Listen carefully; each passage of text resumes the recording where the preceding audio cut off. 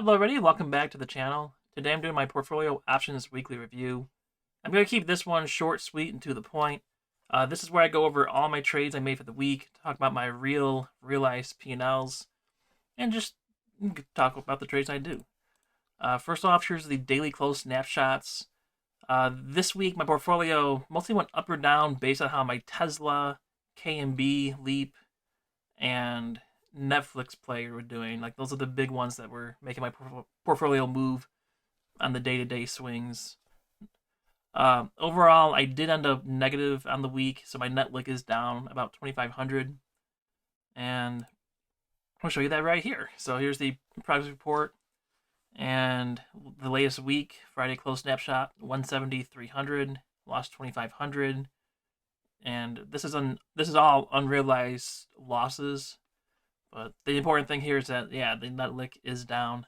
But I think the plays that are losing it are going to be fine in the end, so it's just a temporary setback for now, I think. Year to date, my realized premium is at 48,000. And still, you can see I'm up a lot since the start of the year, so can't complain about that at all. This week's trades, I started off by selling the Kroger and CCL puts that I put in my previous video. I did 2 contracts of KR at 36, 3 CCLs at 20, and collected a nice little premium for doing that. And we'll let those sit there and ride out for a little bit. Clorox, this was coming near the money, so I decided to close it out, lock in that gain, and walk away. That play might have been fine to just sit out and let go to expiration, but decided to just get out of it, free up that buying power. Zoom, I had this Zoom play on for a while. Decided to close it because Zoom went up. It provided a good opportunity to snag some profit and get out. So that's why I decided to take it. I didn't feel like waiting until October 29th to try to get that extra $35, where I could just take out that risk altogether. And then look to enter a new Zoom play later. But later in the week, Zoom didn't go back down, so I didn't actually get back in yet. On Netflix, I did sell a bear call on Netflix. I said previously that when Netflix gets to 640, that'd be an alert for me that would get triggered, and I would probably sell a bear call. Well, Netflix breached 640, so I sold my bear call. After earnings, this was actually pretty profitable. I think it was at like 65% profit or something like that. I chose not to leave it, or sorry, I chose not to close it because I was being greedy. And now Netflix is slowly starting to climb up a little bit. I still think this is a safe play, and I'll probably end up collecting most of this premium. But right now, that is showing a loss because Netflix is going up and IV is increasing a little bit on it. AT&T, this one, I decided to close my 20 short calls on AT&T that are against some leaps, so that if AT&T did shoot up during earnings, then I can get that full gain from the leap side and not be fighting it against some losses here. Probably could have just left this on because it was at 29, but close it off. The next day, AT&T did their earnings. It did go up a little bit, so my leaps did go up in value. And then I sold another covered call against them on the same date, just to strike lower to get a little extra premium in. Because now I'm starting to think AT&T might not get to 28 in December. So, and a little bit more premium in this short call scenario for those PMCCs I have going on. IBM had earnings, I think it was, or anyway, they got beat down to about 133 when I put this on. So I bought the 100 leaps for $34, meaning that there's $100 of extrinsic value to put on this position.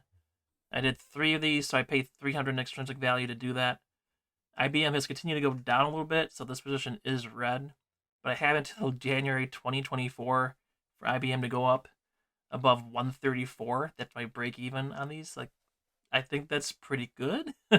Eventually, when IBM does go above 134 or so, I'll probably start selling some cover calls and turn this into a PMCC position. Just going to wait a little bit to put on those short calls against this position. And then Friday, Intel gapped down a little bit, and I decided to sell one more put on Intel. I already have 3 at the 47.50 strike, and now I just added one more at the 47, just a little safer. But again, another 1% return if we get that whole thing. My Roth IRA had some contracts that were sitting there cooking for 45 days, and that sets to expire this week, so that's pretty cool. Realized total 463. Plus, I think Nusi paid out a dividend this week, so you could add another 100 there, but I didn't see it hit my account yet, so I didn't put it in yet. Here's my logs, so you can see how those trades went, how long I had them on, that sort of stuff. So you can see that Clorox play I had from 913. So that's been sitting there cooking for a long time. And looking at the current price, looks like I could have just left this off and would have collected that whole premium.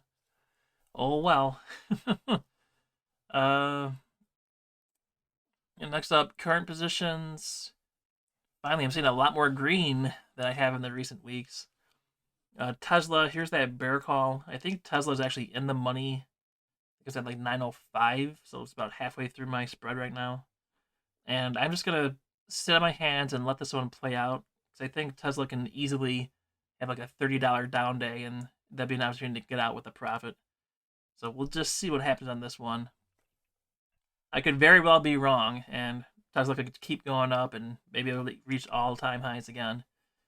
And then if that does happen, then I lose the maximum loss I could, which would be the difference between the spread here, which is $10. So $10 times 100, I could lose $1,000 here, and I put on 3, so $3,000. But I collected 170 times 3, so I lose a little bit less than 3,000 if Tesla does go up above 910 and stays up there for 28 days. So we'll just see what happens with that one.